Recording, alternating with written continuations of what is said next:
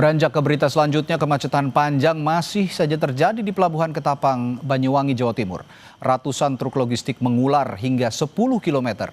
Sejumlah sopir harus bertahan di dalam kabin selama berhari-hari. Penumpukan menuju Pelabuhan Ketapang akibat area parkir dermaga Bulusan sudah penuh.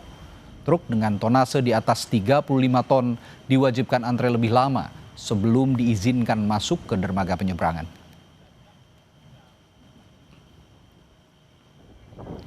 Sementara itu, para sopir truk mengharapkan solusi nyata untuk mengatasi antrean penyeberangan. Penambahan armada menjadi harapan utama agar distribusi logistik antar pulau kembali normal dan roda ekonomi tidak tertahan di pelabuhan.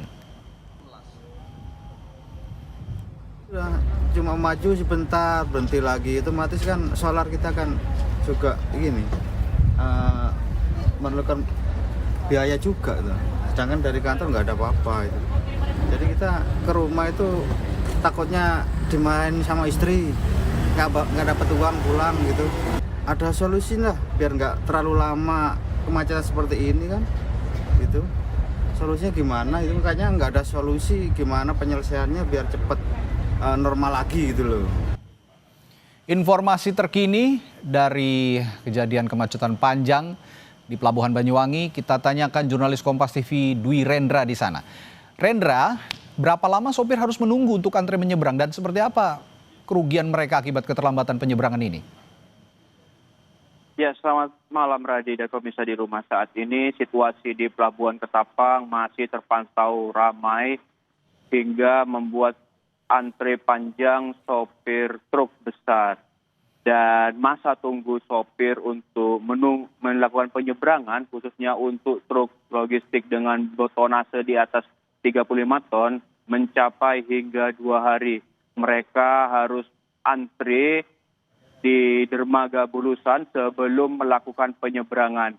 Dan sopir mengeluh karena mereka harus mengeluarkan biaya lebih seperti biaya makan, minum untuk menunggu di pelabuhan. Dan tak hanya itu, sopir juga mengeluh dengan kurangnya fasilitas kamar mandi yang berada di dermaga Bulusan. Dan lebih dari itu, sopir juga mengeluh terkait BBM pengeluaran yang semakin boros. Dan untuk mengantisipasi kemacetan yang tidak begitu panjang, pihak kepolisian telah melakukan rekayasa lalu lintas. Sedangkan pihak ASDP terus melakukan percepatan bongkar muat. Dan tak hanya itu, pihak ASDP juga menyiapkan sejumlah kapal yang diprogram untuk melakukan tiba, bongkar, dan berangkat. Itu tujuannya untuk mengangkut sejumlah truk yang masih tertahan di Pelabuhan Ketapang. Dan kemacetan ini terjadi karena ketidakseimbangan antara truk yang mengantri dengan kapal.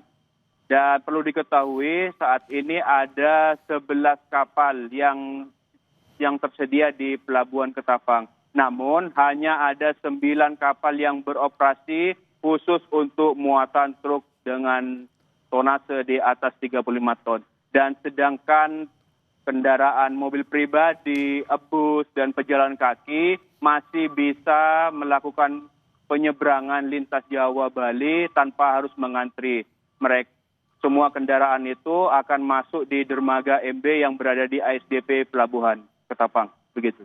Ya, selain rekayasa lalu lintas, tentunya yang harus diperhatikan adalah keseharian dari para supir truk ini agar tidak terlantar juga. Saya melihat tadi di visual mereka juga terkatung-katung, juga kesulitan mencari makanan begitu ya, sehingga harus menginap di dalam truk.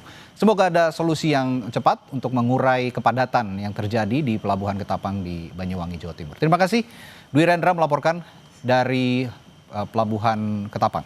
Terima kasih.